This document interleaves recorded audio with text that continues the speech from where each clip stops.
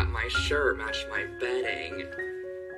But I'm not mad about it, so I'm just gonna go with the flow. Hey guys, what's up? Welcome back to Lone Fox. I hope you're having an amazing day today. I'm really excited for today's video actually, because I thought I would just go ahead and push myself out of my comfort zone and just test out my woodworking skills. And in no way am I saying I am a Miss Rachel Metz. She is the queen of woodworking here on YouTube. There are a ton of really incredible woodworkers here on YouTube, and I've always been one kind of intimidated by woodworking. I actually did a video a long time ago with Rachel, and she kind of introduced me to using power tools. I know nothing about a power tool. Done. Professional. Wood cutter. Oh my gosh. That's the first wood cut I've ever cut. Really? If a woodchuck could cut wood. And I figured today we would go ahead and dive headfirst into a couple of furniture pieces that we are going to be creating fully from scratch with the help from today's video sponsor, which is the Home Depot. I love working with the Home Depot, and whenever I think of any larger scale DIY project, I immediately think of the Home Depot. That's where I'm always headed to get any of my supplies, whether it be, wood, cement mix, paint, really anything home decor. If you have a home improvement project that you are working on, the Home Depot definitely has what you need for that project. And not only do they have everything you need, they really have so many capabilities which make it super simple for a shopper like you or I to just get the items that you need and move on with your projects. Starting off with delivery, they have free delivery on over 1 million items, which is totally crazy. And on top of that, they actually offer a 90-day refund policy. So if you have something, you haven't opened it, it's untouched, you can go ahead and bring it back for up to 90 days after you purchase it, which I think is great. They also have so many incredible fulfillment services, including buy online and pick up in store, meaning that you can shop online and then once your order is ready, you can go ahead and pick it up in the store. They have pickup lockers where you can also order and then, your items are stored in a locker. You can go pick them up. And last but not least, they have curbside pickup, which is my personal favorite thing in the entire world. I will shop anywhere, and if they have curbside pickup, you bet I'm driving my car there and they're putting it in my car and I'm driving away. I love that it's just so convenient and easy to do, especially with a lot of larger scale items. I have used curbside pickup from Home Depot multiple times, like when I got that power washer. And a tool that I think is super useful, which you can find on their website and also within the app. If you do not have the Home Depot app, by the way, you guys, you have to download it. It is incredible. But they have something called the project calculator, and this actually lets you kind of go in, and there's a lot of different types of projects that you can calculate out, whether it be a tile work project, a drywall project, a fencing project. They have a ton of different options, and it allows you to calculate out how much tools and materials prior to having to go and purchase this. Let's say you don't really know how much tile you need for a space. You input your dimensions, they tell you how much of the specific tile you need and how much it's going to cost. So it makes it kind of a no-brainer when it comes to DIYing, and you know exactly what you need and exactly how much it's going to be in the end. So I think that's a great useful tool as well. So all in all, the Home Depot shopping experience is just very, very seamless. They make it so simple in so many different ways to get the products you need for your next home improvement project. If you have not already, make sure to download the Home Depot app and also check out their website. I'll have links in the description box below for you guys, but let's go ahead. I'm actually going to head into store this time because I have to pick out colors and sizes and things. And for me, I just like to see that stuff visually in person. So we're going to go ahead and head over to the Home Depot store and check out what we can get for these projects, because we're going to do some woodworking projects and create some furniture, and I'm hoping that they're going to turn out really cute and fun. Then, yeah, let's put our woodworking skills to the test.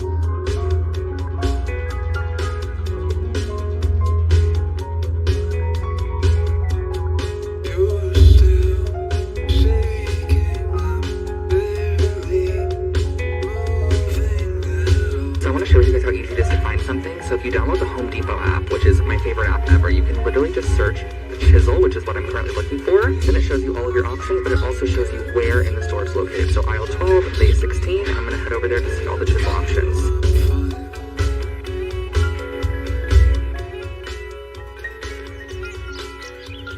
I got all of my supplies. They're in the garage at the moment. I pulled all the cars out, so I have a little workshop. My dad actually bought me this little table here for my saw for Christmas, and I'm finally able to use it. This is actually from the Home Depot as well, which is really nice. And I'm going to go ahead and cut some of the wood for our first project. I think I'm going to go ahead and kind of start with a more simple project to start, and then we're going to work into the more advanced ones. Now, keep in mind, guys, I am also pretty new to woodworking. I really only own a miter saw, a jigsaw, and a drill. So those are my 3 tools I'm going to be using for all of these projects. And of course, everything's going to be linked below, but let's go ahead and dive on into our first DIY. Starting off with a super simple project, we are going to be creating a plant stand, and I always find myself purchasing these for room makeovers or any project I might need one for, but I'm going to share with you how easy it is to create your very own. So I started off by measuring the width of my vessel, and I added 1 inch to that measurement. You're going to want to cut 2 pieces of wood that are to this size, and the wood I'm using here, guys, is a select pine board. It's a 1x2, so it's a little bit of a nicer quality than your traditional just raw pine wood. And I'm also going to go ahead and cut a couple pieces which are going to use as legs. So I cut 4 pieces at 20 inches each. And keep in mind, guys, if you buy an 8-foot piece of wood, you can create this entire planter with the 1 piece. So we ended up with 4 20-inch sections and 2 7-inch sections. So working with our 7-inch section first, you're going to find the middle point. And then from the middle point, you're going to place on top your second piece of wood and just go ahead and align it up in the middle there, and then draw a line or a guide on the left and right side and go ahead and extend that line across. You're going to be doing it on the top here as I'm doing at the moment, and we're going to be basically chiseling this out and then flipping it over to the side as well. You're going to want to transfer those marks that you created over to the side, and you're going to be transferring them about halfway down the piece of wood. And essentially this is basically going to be telling us how deep we want our cut to be and how wide we want our cut to be. So we're going to be creating a notch here. I'm using a clamp to go ahead and clamp it to my work surface, and I'm also using a jigsaw. And the first cut I'm going to be creating is the cut up to our middle point that we did on the left and the right lines that we marked. So just cutting right up to that middle point line there. And then what you're going to want to do next is go ahead and create a series of cuts right next to each other. This is basically going to be loosening up our wood and allowing us to then go and easily hammer out those sections or chisel them out if we need to go ahead and do that as well. So I hammered them out to start, then using a chisel, which I picked up at the Home Depot as well, I'm just going in and just cleaning up this notch that we created. This is actually very, very simple and super useful when it comes to woodworking because you can use these notches in a ton of different ways.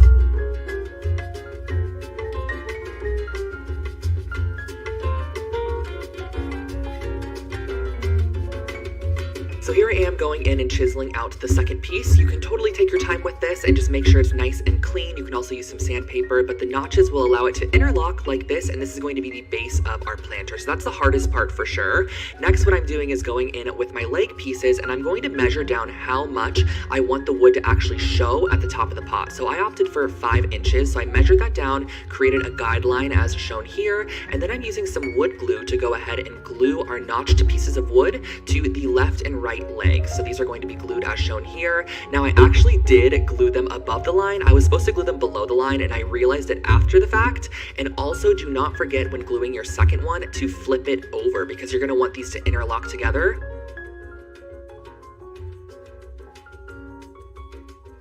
Once your 2 halves are dry, I'm going in with a small little drill bit to drill a pilot hole on the left side and right side of our legs. These are going directly into that center support that we created, and then I'm screwing in a 2.5 inch long screw to go ahead and just make sure this is nice and held together. You could probably get away with just the wood glue, but I added the screw. I also did go ahead, once this was fully constructed and I liked the way that it looked, I did go back in with a little bit of wood filler and I just covered up those screw sections. Just make sure to drive the screw lower than the top of the wood, that way you can fill it in.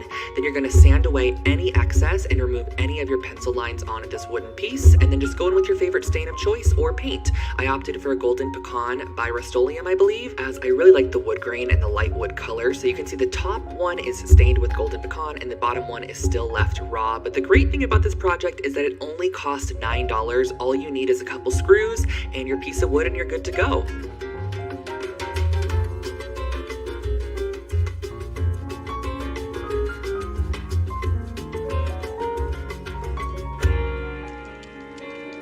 So happy with how this project turned out. I wanted to build a bookshelf, so I came up with this idea to go ahead and do some sides, a top to the bookshelf, but then create these cubes on the inside and a couple of shelves to connect the cubes to the opposite side of the bookshelf, which you're going to see what I'm talking about in a second here. But I used 3 2x10 by 8 foot pine boards for this project, and that's all the wood you're going to go ahead and need. And the first thing I'm going to do is go ahead and cut the dimensions for the sides and the top. Now I just went ahead and cut one of the 8 foot boards in half for the sides, so they're 48 inches tall each, and then for the top I believe I went in with a 30-inch piece, so I did a top and bottom cut at 30 inches. You might also realize that the miter saw I'm using does not go ahead and cut through the entire width of this board, so I had to cut down, flip it over, trace the line across, and then continue the cut. So I'm going ahead and continuing cutting the top and sides until we have this essential base structure for our cabinet here. So this is what it's going to look like, and I'm going in with some 2.5-inch long screws, which don't even require you to pre-drill any holes or anything like that. I absolutely love these. They're the best. I'm going in and I'm drilling 3 of them into each side of our piece of wood. Now I opted to go in with just like the cheapest pine boards that they had at Home Depot, and that's because I'm painting this project, so I don't really care how the wood is going to look in the end. So this is the base structure of our piece. Now next what I'm going to do is go ahead and create the cubes. We're going to cut 4 13-inch pieces and 2 10-inch pieces, and they'll be joined together like this diagram here. So the 13-inch pieces are going to be on top and bottom, and the 10-inch is going to be on the side there. So I'm just screwing them together, going through our 13-inch section into the side of the 10, and we are basically creating a 3-sided cube as shown here. You're going to want to actually create 2 of these because one's going to go in the top left corner as shown here, and then one's going to go in the bottom right-hand corner. And as you can see, the sides are going to complete the cube. So once they're inside, you're going to go ahead and screw them in. I used about 3 screws per side, so I'm going in here and just screwing those together as shown here. I'm flipping it up because it's so much easier to add the screws when it's flipped upward like this. So I'm just adding in the ones on the back side, and this is what it's going to look like once your 2 cubes are installed. But we do want to add a little bit more support in there, so I'm measuring out the distance from the cube to the opposite side of the bookshelf, which happened to be 17 inches for both sections. So I cut out a 17-inch piece of wood, and I'm screwing that in from the outside in, and also on the inside of the cube I'm just going to be adding that shelf there. This just adds a lot of visual interest to the piece, and I love how geometric it ended up turning out in the end. So this is what it looks like. You can totally keep it wood if you like that look, or stain it, but I wanted to go in and do a little bit of wood filler. So I'm just wood filling every single screw hole. This is why I suggest driving the screws quite low into the wood, or at least to where you know once you go in and add the wood filler that it's going to be fully covered when you go back to sand it. So I'm just going to go ahead and let that wood filler dry for about an hour, and then I'm going back in with a 200 grit sandpaper and sanding away any excess. This is going to create a nice smooth finish and almost make it appear as if no screws were even used in the process of creating this piece. So just going through, sanding everything away, and then we're using some of the Behr Marquee paint. This is from Home Depot as well. I'm literally using the color called black, and I'm going to go through and paint the entire shelf with 1 coat of this paint because it is such high quality. I literally used 1 coat, you guys, and it covered perfectly. I also love how the cheaper pine boards from Home Depot show through the texture. I love that when you paint over the top of it. I think it adds a nice bit of dimension. So I'm going through and painting the entire shelf now. Allow that to dry, and love the fact that you only spent $45 on this project.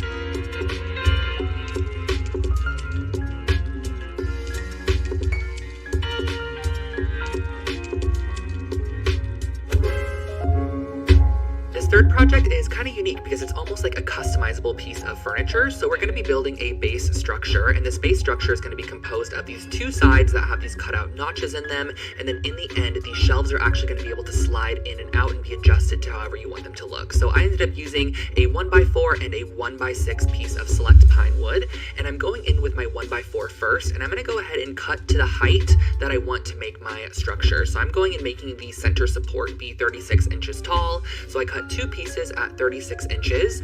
And once those are cut out, we're going to want to go ahead and create the same exact notches that we created in the first project. So I found the center point, which was 18 inches, and I'm measuring out from each side, and you're going to basically create this gap to be wide enough to fit the piece of wood inside of it. So mine was about 3/4 of an inch, but do keep in mind that you want it to slide. So I kind of added an extra 1/8 of an inch on there, so it's just a hair under 1 inch wide. And the depth of your notch is just going to be half of the thickness of the board. So this is kind of what we're working with here. This is, if you could imagine, one board from the side view. There's going to be 1 notch in the middle, 12 inches spaced apart. Above and below are going to be 2 other notches. So as you can see here, I'm going in and I'm marking 12 inches up from the first notch that we created in the center, creating the same exact markings that we did, making sure that they are wide enough for our board to slide into. And I'm also going to be transferring it over to our second piece. And that's because we want them to be very symmetrical. So I'm going to be going ahead and flipping it sideways up and clamping it down to the table, and I'm going to be doing the same exact technique that I did on the first project. This one is a little bit more challenging, I guess you could say, because it's a smaller notch notch that we're cutting out, it's also a little bit wider, but it's more shallow. So you have to be a little bit careful. And I did go in with my chisel once again to chisel out any excess wood on the inside to create a nice clean notch. And I will also say that this boarding in particular, like the piece of pine that I chose, was a little bit more harder in terms of chiseling it out. It took me a little bit longer. And then the process is pretty repetitive. You're going to repeat this for all 6 notches, and you're going to have 2 pieces of wood that look very similar to this. And then we're going to go ahead and cut out our shelves. Now you can cut these to whatever width you want them to be. I opted for 20 inches in length, and I also grabbed the remainder of my original 1x4 and I cut 2 5-inch pieces because we're going to be gluing these 5-inch sections in between our 2 pieces of notched wood, ensuring that the notches are facing the inside. So as you can see, they're facing the inside there. I'm adding some glue to either side of our little piece there, and then I'm applying a clamp on the end to hold it all together as shown here. You're going to let this dry for about an hour, and I just find the wood glue makes it so much easier to then go in and drill a hole like this because it holds your wood together. Of course, we're not using it as the primary support. We are going to want to add some screws, so I'm starting off with a couple of pilot holes, and then I'm going in with probably about a 1.5-inch screw, and I'm just screwing it in, a very small one, making sure that I drive it down pretty far. That way I can then go back in, of course, and apply a little bit of wood filler over the top of those screws. That way they are nice and hidden in the end. So I'm applying a little bit of wood filler here.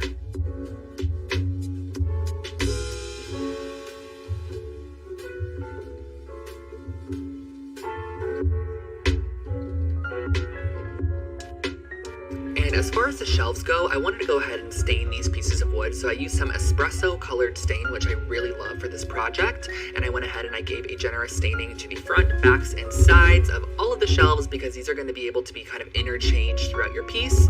And then once the wood filler was dried, I of course went back with some sandpaper and sanded off any excess wood filler. I already knew I wanted to paint like the base structure in the middle black. That way it kind of almost had this industrial look to it and maybe even looked a little bit like metal. So I went through and used the same exact black paint as the last project, and I painted the entire center section that we created with the black paint except for the grooves. I didn't paint the inside of the grooves because I knew the shelves were going to slide in and out, and I didn't want any, paint to be chipping off or anything like that. So once the paint is all dry, you can go ahead and mount the base to the wall. I am just using some screws, and I'm screwing directly through the notch because then our shelves, of course, are going to slide right over the top of any of those screws and hide them. And the great thing about this project is that you can alter the shelves as you please, and the total cost was only $23.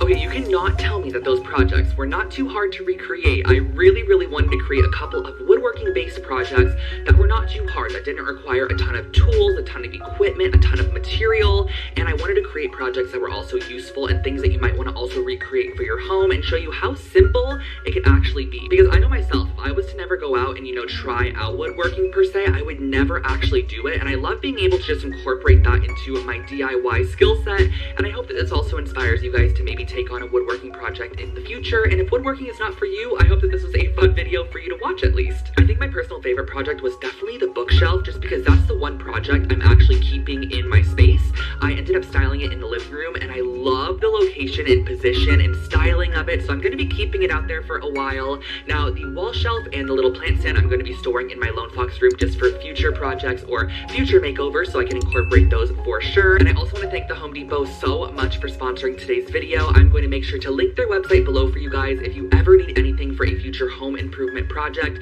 The Home Depot has you covered, and of course they have so many incredible capabilities which just make the shopping experience so much nicer and easier for you as a customer. So whether you need a project calculator, you need an in-store pickup, whatever you need, the Home Depot has you covered. And also do not forget to check out their app and download it in the App Store because it's very convenient when you're shopping in stores. And I want to thank you all so much for watching today's video, and I will go ahead and catch you guys in my next one. Have an amazing rest of your day, and leave a comment below which was your favorite project. Alright, I'll catch you in the next one. Bye guys!